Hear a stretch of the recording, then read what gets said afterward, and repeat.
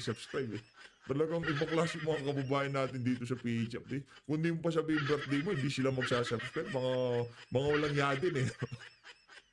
Eto na, isang like at isang subscribe. Masaya na tayo dyan sa mga gusto sumali sa ating community. Alam niyo na ako gagawin dyan. Di na para sa atin na ulit-ulitin pa yan. Siyempre, hindi ko natin kakalimutan yung ating mega love shoutout. No? Naku. Itong si Ma'am Arisa yan, parang narinig ko ata tayo. Narinig ko tayo nitong si Ma'am Arisa yan. Ma'am Arisa yan. Ano ba sabi ni Ma'am Arisa yan? Congrats po sa new Gov of Cebu. Ma'am Pam, itong si Ma'am Arisa yan, kinongratulate niya itong si Ma'am Pam. Palakpakan, mega love shoutout. Mega love shoutout din ho dito kay Sir Oliver. Naku, men in uniform tong si Sir Oliver Franco. Mega love shoutout, Sir Oliver Franco. Mabuhay ho kayo. Welcome sa PH Update. Remotin, maraming salamat to. Mega love shoutout. Maraming salamat to sa mga kasama natin na talagang napakatindi kong sumuporta. Eto na ho, rekta ho tayo dito sa dito muna, mamaya tayo kay Dilima.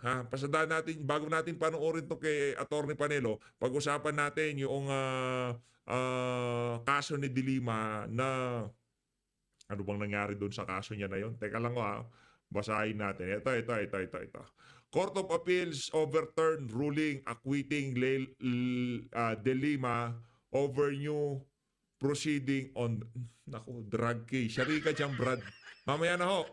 Panoorin ho muna natin itong kinumpara eh. Diba? Ikukumpara yan siyempre. Parehas na bagong panalong senador at yung isa nagdudunong-dunungan. Pumuti na lang ang buhok sa Senado. Wala pa rin nagawa. Yang si Soto. Pero yang si Senator Marcoleta, naku, hindi pa ho naging senador yan. Sagip pa nga ho lang yan eh. Baka doon pa nga lang sa sagip nitong si Gong Dante, nitong si Senator Dante. Nalilito pa rin tayo.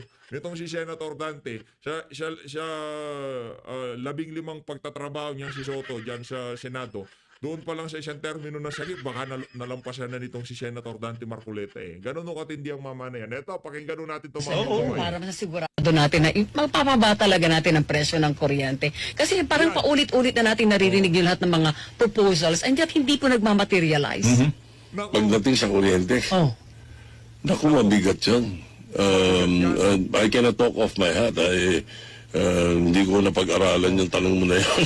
Nako, yan na nga ba sinasabi natin? Di raw napag-aralan yung tanong. Impromptu yan eh, di ba? Tanong, sagot, ganun dapat. Ngayon, kung mahusay ka talaga, Soto, yan ang nga sinasabi natin. Yan ang isa sa mga dahilan kung bakit nangangampanya tayo laban dito kay Soto.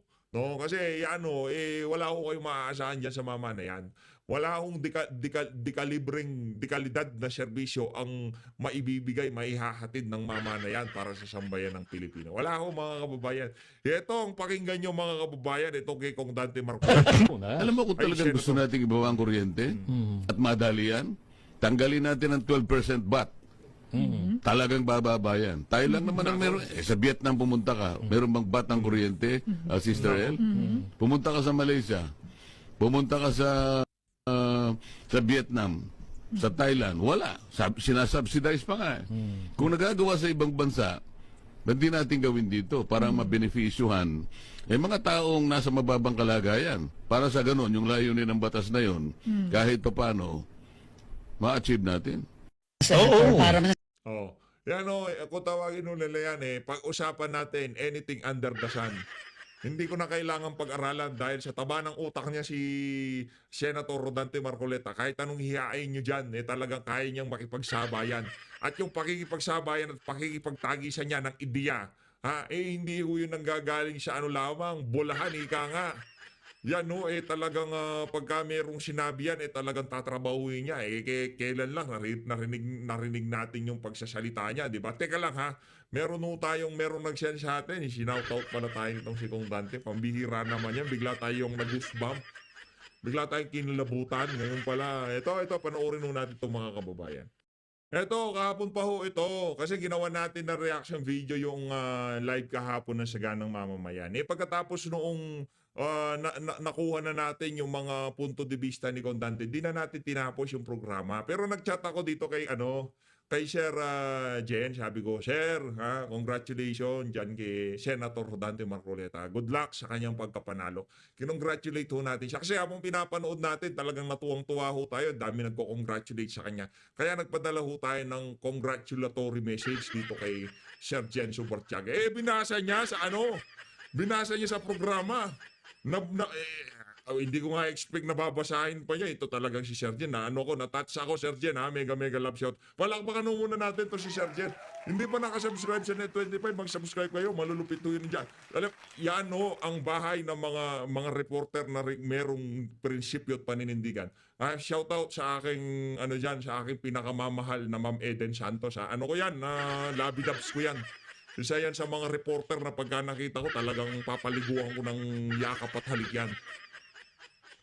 Hindi, joke lang. Baka makita pa lang ako nitong si Ma'am Eden, tamakbo na siya. Yun na si PH. Sasabunin ako ng yakap at halik niyan, di ba? Ito, pakinggan natin itong si Sir Jen. Matindi ho ito. Number one supporter niyo rin pala, Kong. Vlogger po ito, yung si PH Update. Si Kuya PH Update. Sabi niya, Jen, paki-congrats naman kay Kong Dante. Nanonood ako sa programa niyo ngayon at good luck po kay Senador Dante Marcoleta. Bilib ako yan sa PH Update. PH Update yan, opo, Kong. Kapampangan yan, baka hindi mo alam. Kapampangan po ba? Talaga. Nung ako'y makita niya, doon lang niya pinakita yung tunay niya mukha. Ayun. Sa akin lang, sabi niya, Kong, alang-alang sa'yo. Opo. Ikaw lang ang makakakita sa tunay kong mukha. Bakit mukha ako itinatago? Ang ganda mo palang lalaki. Ayaw ko kanya yung inahabol ako ng mga babae. Maganda lalaki talaga, Jen. Narinig niyo yun? Hindi na para sa atin sabihin na magandang lalaki tayo. Yan si Kong Dante na magsasabi sa inyo. Yan ang sinasabi ko. Yan ang sinasabi ko sa inyo. Again, congratulations Senator Rodante Marcoleta, ano yan, kumbaga matagal na dapat yan noong 2022 pa yan. Pero ika nga, merong panahon ng lahat ng bagay. At ito ang panahon nitong si Senator Rodante Marcoleta. At yung mga ibang senatorial candidate natin, wag ko kayong papakasigurado. Ika nga, baka sa 2028 kasama ni BP Sara nag-iikot yung mga yan. Abang lang ho tayo. Dahil dito sa dito sa mga kaganapan sa mga nakalipas na buwan, ito na ho kumbaga yung salaan, ika nga. Pagka merong mga individual na mga politiko o mga malapit kay Tatay Digong, ngayong mga panahon na ito yung kumbaga sasalain Yung sasalain. Ngayon, nasala na ho, ngayon palang 2025, yung mga individual na merong prinsipyo at paninindigan. Ngayon, kung di man pinalad, yung iba nating mga kandidato, abang-abang lang ho tayo sa 2028 presidential election. Di ho natin alam kung ano magiging mga kaganapan sa mga panahon na yon. Pero tayo ay umaasa dito sa PH Update na sana merong makasama itong si Kong Dante sa mga tumakbo ng pagkasenador na hindi pinalad dahil nadaya ho sila. Manwala ho kayo sa hindi. Malaki ang nangyaring dayaan dito sa eleksyon na to. Manwala ho kayo sa hindi. Ang dami ko nakausap na Gen Z mga Gen X, XYZ. Ayaw ho nila yung si Bam. Alam ho nilang kasaysayan niyang si Bambini. Hindi ayaw ho nila yung mama na yan. Ngayon, napanood na ho natin yung ni Kong Dante, yung mega love shoutout niya sa atin, no? Matindi, no? Pero ito totoo, Yan, kung tawagin sa amin yan, kung tawagin sa amin yan, pusong, pusong yang si Kong Dante. Pambihira talaga. Ibang klase ako. Ibinulgar mo naman yung pinag-usapan natin. Yung ibang pinag-usapan natin, huwag mo na sasabihin. Yan naman ako, baka kala nila, baka mag-expect yung iba natin mga kababayan pagka, sa bagay, di naman nila ako makikita. Eto, direkta ko tayo dito kay Kung Dante pa rin. Kung Dante pa rin, syempre. Mga Senate President yan Sang-ayon mo ba kayo maging Senate? Kasi pagka naging Senate President yan, talagang maghahalo ng balat sa tinalupan. Pagka si BP Sara ay merong bilang dyan sa Senado at talagang pinihit ho nila na palitan niyang taga-serve ng pa-champagne nitong si Lisa na si Chis Escudero. Siya ho ang pipiliin nating pumalit kay Chis Escudero. Hindi ho baguhan yan sa sa larangan ng pagiging mambabatas. Matagal hong congressman yan. Ang kalakaran sa House at sa Senado, konti lang ho ang diferensya niyan. Baka nga hindi na kailangan ni-reviewin yan eh. Di ba? Yung mag-aral-aral pa, yung mga parliamentary proceedings kung tawagin. Alam mo yan, alam ni ano. Mahusay ho yan. Baka Rodante Marcoleta yan. Hindi po tayo magtagasasama. Ayaw ko na po sa House of Representatives. Ang gugulo po nila. Kung ako magsasalita, meron 3 taong manggugulo sa akin. Kilala naman ninyo eh. Kilala nyo, 3 lang yun. Yung isa dating kasapi ng NPA. Paduano. Dating kasapi doon ng NPA. Yan. Si Paduano ba yun? Yung isa mula ang propeta. Bula ang propeta, si Atrasabante. Bula ang propeta. Yung isa artistang hindi pa sumigat na laos na. Artistang hindi sumikat na laos na. Yan, si Dan, si Boy Google. Masikip-masik ko yun. So ganun po tayo. Makulit po yan, sabihin ko sa inyo. Makulit yan. Makulit yung mama na yan. Makulit. Kita nyo naman, di ba? Inisa-isa niya, may bula ang propeta, merong kasapi ng NPA, merong artista hindi pa sumikat, laos na. Lahat po yun. Sabay-sabay ho sila talagang, hindi pa nga sinabi din yung mahilig magkwento ng barbero eh. Di ba si Ace Barbers siguro medyo kaibigan ni Kong Dante yun, kaya ito si Senator Dante kaya hindi niya binakbakan. Pero dapat kasama yung mama na yun dahil kung nag-aanap po kayo ng isa sa pinaka-coops dyan sa House of Representatives, hindi wag na ho kayong tumingin kung saan-saan.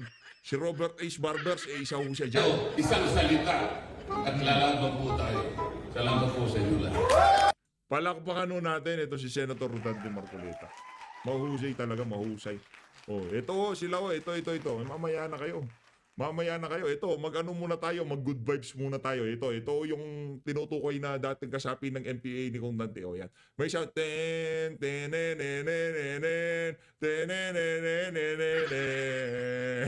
Talo.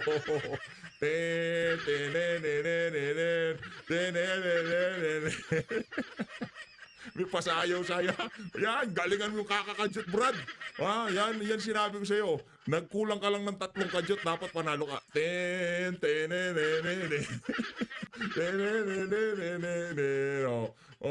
Yan o. Sabay palo. Yan. Sumobra ka, Brad. Sumobra ka sa kayabangan, sumobra ka sa kakakontempt. Diba? Yan si Paduano, sumobra ho siya. Sumobra ho siya sa lahat ng bagay dyan sa House of Representatives. Kaya ngayon, ayan, talunan siya kahit na sumayaw na siya. Yan si Paduano. Huwag niyong kalimutan ang pagmumuka. Isa ho yan sa pinakawalang yung naging congressman ng bansang to. Ayan, si Careps. Ang tawag ni Kong Dante doon, yung kanyang palayaw, palayaw, nakalimutan ko. Meron yan AKA, Karapali Luwalhati. Yun ho ang kanyang pangalan sa loob ng samahan. Yang si Karapali Luwalhati. Ito yung tinutukoy ko sa inyo kanina. Court of Appeals overturns ruling acquitting De Lima. Order new proceedings on drug case. Palakpakan ho tayo. Ayos, di ba? Okay, hindi pa nga naupo yang si Leila de Lima, bigla-bigla mayroong ganitong bad news. At ito ang matindi dito mga kababayan, ito ang matindi dito. Paano ka magiging prosecutor diyan sa impeachment ni VP Sara, gayong de Lima leaves DOJ with unliquidated 92 million confidential fund. Meron kang isyong ganyan, madam. Meron mo kayong isyong ganyan. Iniwan nyo ang DOJ, meron kayong unliquidated. 92 million is 92 million. Diba? Yung kay BP Sara, 122 million, kulang na lang, ipako siya sa krus. Diba? Ngayon, ikaw, meron kang iniwan na 92 million noong DOJ ka na unliquidated, na confidential fund. Saan nyo ho dinala ito? Ano ba nakalagay dito? Former Justice Secretary Leila de Lima may have won herself a seat at Senate but has left the Department of Justice, DOJ, with its unliquidated 123.5 2.8 million in confidential funds. CF.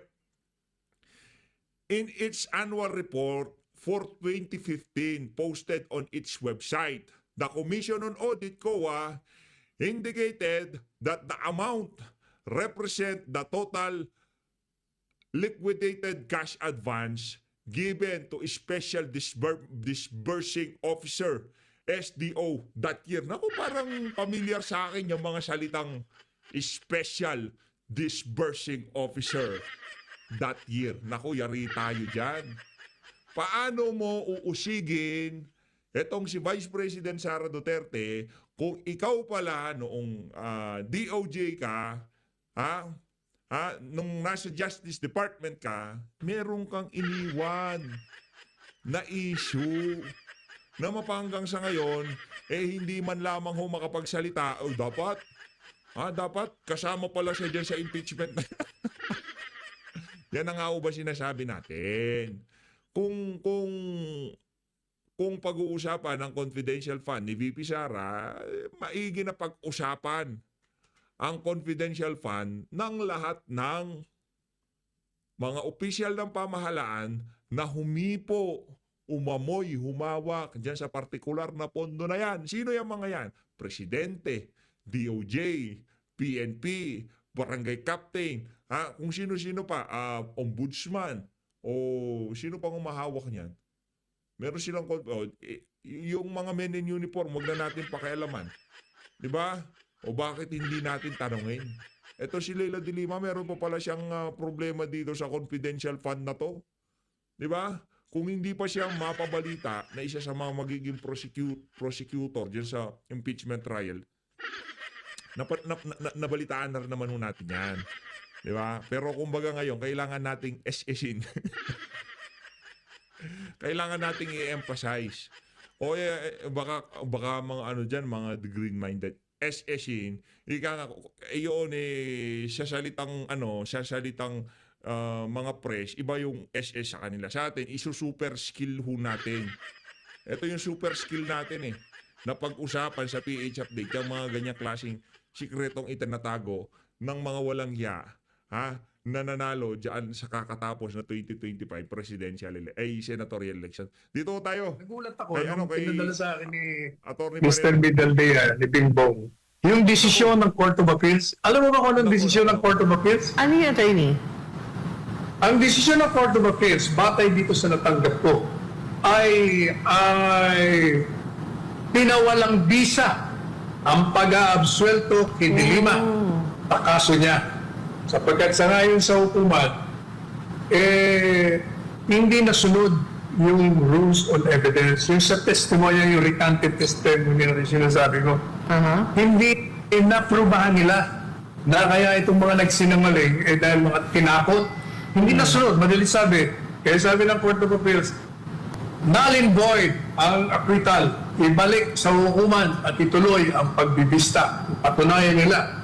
O yun. Nako.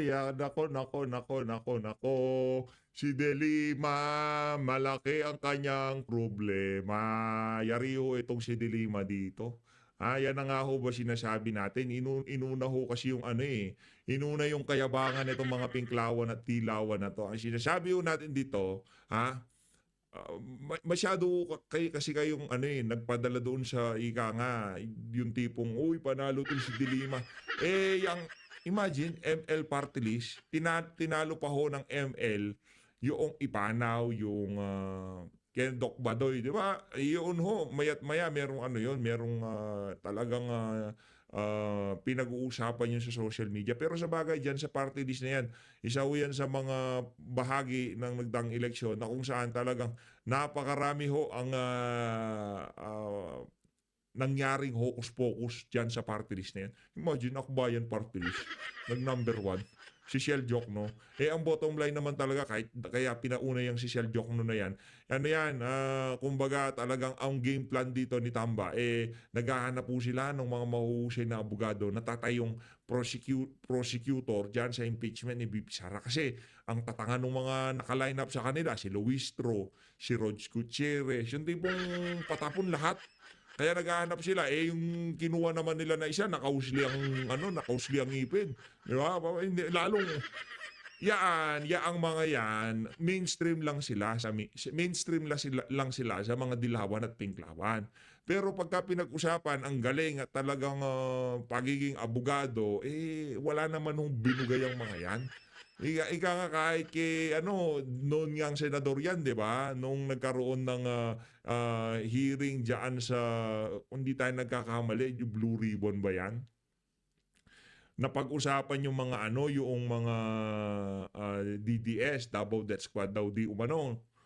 Ano bang nagawa ni Leila de Lima doon? Ang dami nilang linatag na kung sino-sinong mga witness pero wala naman hong nangyari. Parang ganun din ho yan mga kababayan. Yung kumbaga, kasama si Joko sa prosecution. Tayo ba nababahala? Wala ho tayong pakialam kasi sa katunayan yan, kahit sino pa hong tumayo bilang prosecution panel dyan sa impeachment na ni VP Sara, wala hong kwenta yan. Latest.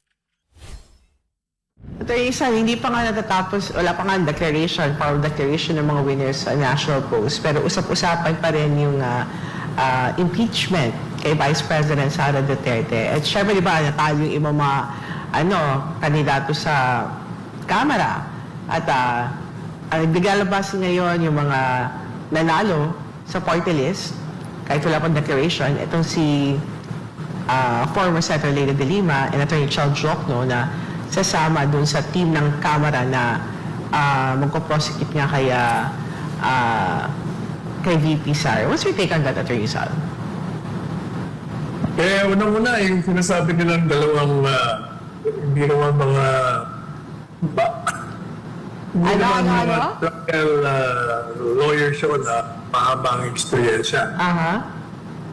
Mga pangalan, kontrobersya. But before that, hindi ko alam kung bakit hindi pa lumalabas sa dyaryo. Kasi kahapon, I received a copy of a Court of Appeals decision. Pinadala sa akin ni dating ES Pimpong Medialdea sa Hague. Kuha siguro siya ng kopya.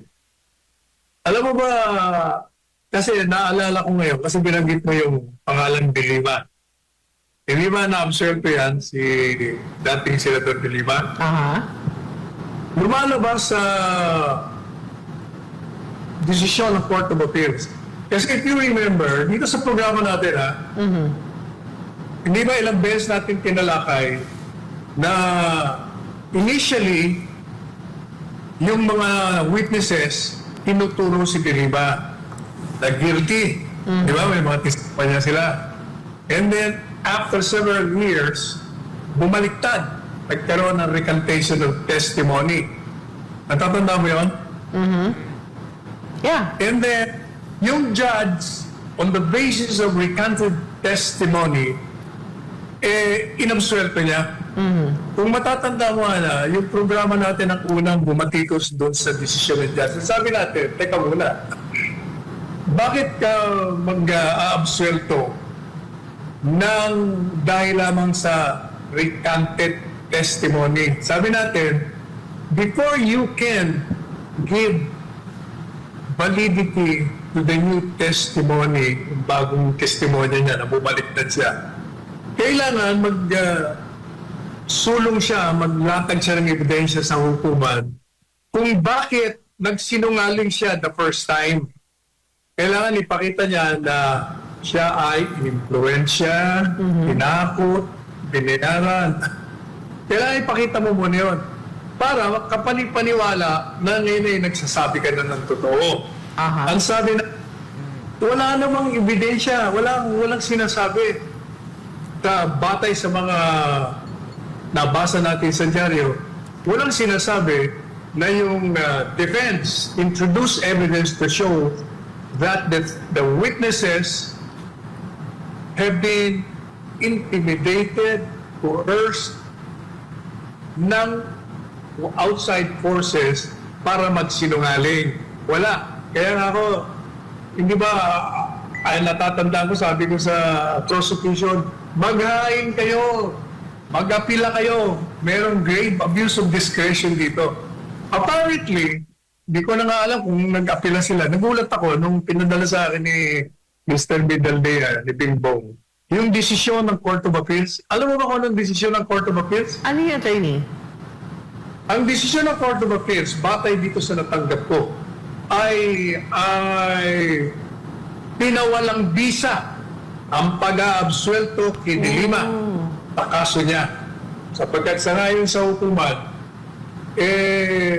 hindi nasunod yung rules on evidence. Yung sa testimonya, yung recanted testimony na sinasabi ko, hindi naprubahan nila na kaya itong mga nagsinungaling dahil mga tinakot. Hindi nasunod, madalit sabi. Kaya sabi ng Court of Appeals, null and void ang acquittal. Ibalik sa hukuman at ituloy ang pagbibista. Patunayan nila. O yun. Yan ang latest. Nagtataka ako bakit hinahanap ko sa mga mainstream na dyaryo, pati sa social media, wala pa lumalabas. Kasi nga, Attorney Panelo, ang mainstream na yan, ika nga, kaalyado yan ng mga pinklawan at mga taga-admin. Pero paano yung Attorney Sal? Nakalabas na siya. Ibig sabihin, ibabalik siya sa kulungan? Hindi naman ganon. Hindi ko alam kung anong mangyayari. Kasi, she was acquitted, and on the basis of that, she was released. Pero kung null and void, ibig sabihin, balik ka sa dating status. So, Dati status ka ko, balik ka sa kulungan, ganon? Sa tingin ko, ganun ang mangyayari. Kung null and void yung absuelto mo kung ang naging batayan ng release mo dahil inabsuelto ka, paano? Di dapat ibabalik ka. Kaya kung ibabalik ka sa kulungan, paano ka makasama doon sa impeachment prosecution team? Balat kayo pala ang buhay sa mundo. Naku, yari itong si De Lima. Balik kalaboso ho siya, mga kababayan. Paano ba yan, Tamba? Ha? Paano ba yan, Tamba? Yari ho ito si Tambaluslos dito. Yung mga inaasahan niya nasasalba sa impeachment ni VP Sara. Nako! Laki ng problema nitong si Tambaluslos. Meron akong sa inyo, meron akong kwento. Huwag nyo lang pagsasabi, atin-atin lang. Meron na po tayo na balitaan. Atin-atin lang. Okay? Ito galing sa isang mapagkakatiwalaang source. Pwede na kayo? O, sige. Balita ho natin sa pagkatalo ng mga kandidato na hindi yung mga guest candidate ng Partido Federal ng Pilipinas. Hindi ho yun. Yung talagang mga kandidato, yung talagang lumipat pa ng partido para makasama dyan sa partido, PFP. Yung mga kandidato nila, di ba natalo? Ngayon ho, meron ng nagkakagulo daw ho ngayon ngayong mga panahon na to. Yung mga nangampanya, yung mga tumulong, yung mga nag-donate ng sandamukal na pera, yung mga leader ng mga nangampanya, meron daw ho silang sinisisi ngayon. Sinisisi daw ho nila yung nangyaring, yung isinampang impeachment kay VP Sara. Yun ang nababalitaan natin. Ay, mga nababasa-basa natin. Siguro hindi nyo pa nabalitaan yan. Nagkakaroon na ho ngayon ng laglagan sa loob ng alyansa. O wala na palang alyansa, sorry. Wala naman talagang alyansa. Wala namang alyansa para sa pagkakaisa. Kasinungalingan ho yun, mga kababayan. Kung ano sasabihin niya si Marcos Jr., huwag ko kayo maniwala. Kasinungalingan yan. Pagka sinabi niyang wala siyang kinalaman sa impeachment, kabaliktaran. Pagka sinabi niyang hindi papasok ang ICC, kabaliktaran. Pagka sinabi niyang bumubuti ang ating ekonomiya, kabaliktaran. Lahat ng lumalabas sa bibig ng mamanayan, puro kabaliktaran. Pagka sinabi niyang hindi siya bangag, kabaliktaran. Maniwala ho kayo sa akin, mga kababayan. Wala ho kayong mapapaniwalaan sa mga Marcos na yan. Puro merong mga saltik sa utak ho yung mga yan. Puro merong mga saltik sa utak. Hindi ho talaga silang pagkakatiwalaan. Pero ang matindi ho, mga kababayan, nagkakandalaglagan na sila. Yung tipong meron silang sinisising isang individual na kung saan talagang siya ang trumabaho dyan sa impeachment na yan. Ano yun naman yan na-impeach si VP dyan sa House of Representatives. Okay. Hindi pa ganun katindi ang galit ng mga Dabawenyo, yung mga taga Mindanawan, mga Cebuano, hindi pa ganun galit sila sa sa administrasyon. Ang talagang nayari ho itong administrasyon na to noong kinidnap nila ang pinakamamahal ng na presidente ng sambayan.